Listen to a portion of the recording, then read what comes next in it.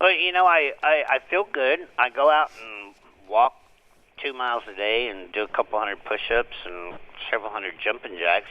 And I try and eat the best I can to stay healthy as you can in here. They kind of feed you like crap, but it's rough. But the depression is the hardest part.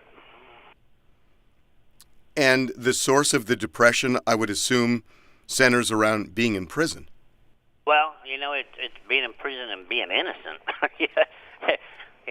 I have the evidence out there of video confessions that these people all lied, and I'm still in here, and I can't get through this system. I've been waiting since May of last year just for the judge to rule on whether or not I can have a new trial with the new evidence, and we can't get him to do anything. So you are dealing with that, and obviously, that is an extreme uphill climb.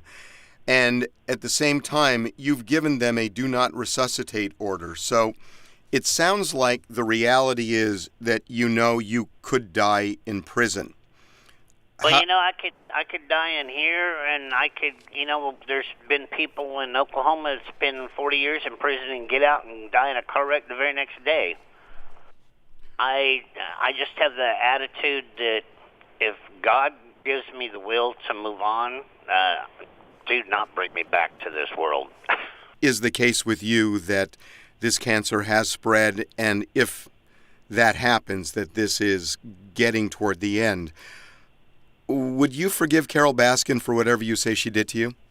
I've already forgave her. And I forgave Jeff and James and Lauren and everybody that's involved in this case. Am I going to forget? Never, because I've been through hell in the last 5 years. But forgive? I have no hard feelings. I've never really had any hard feelings against Carol Baskin. People have to understand that in the animal rights world, bashing each other is how people make money. Carol made money telling people that I abused my animals, and, I got attention saying she killed her husband. What's your biggest regret? My biggest regret? Owning a zoo. Talk to me about that.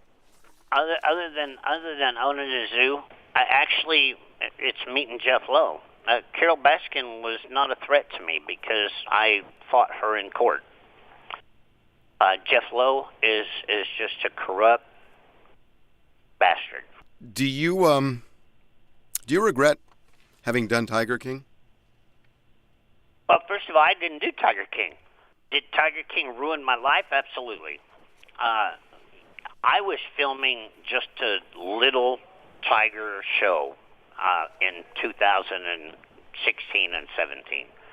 And then Netflix and Eric Good and all of them turned this into this conspiracy to kill Carol Baskin to make a show.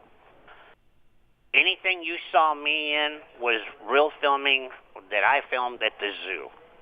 Everything they filmed after 2018 when I got arrested was all pre-set up, and we have evidence that they were all paid to say what they said. I get along with everyone as far as inmates go. I've not had a problem in 5 years with any inmates. And I've been in solitary next to the Unabomber. And I was in solitary in Grady County with Chino Anthrax from the Sinaloa cartel. And it's not of who I am, it's how I carry myself and the respect that I earn here in prison. Did you have any interaction with the Unabomber? I did not, because they keep him in a complete solid glassed-off cell right next to mine in North Carolina. But, I seen him go to cancer treatment, and it's pretty crazy what America keeps in prison. If you were to get out, how would you spend your last days outside prison? I'm going to go to Fort Smith, Arkansas, I hope. Get married to Seth. And I've been offered a concert tour, and I'm going to take him up on a concert tour, and I'm going to enjoy life. You know, I still got a lot of fight left in me, but if I die in prison at this point in time right now, I'll be the first presidential candidate to die in federal prison.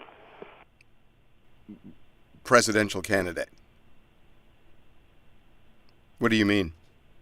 I officially am on the federal election campaign website as running for president for 2024 as a libertarian, and I intend on making the politicians and the American people listen to what's going on in this country.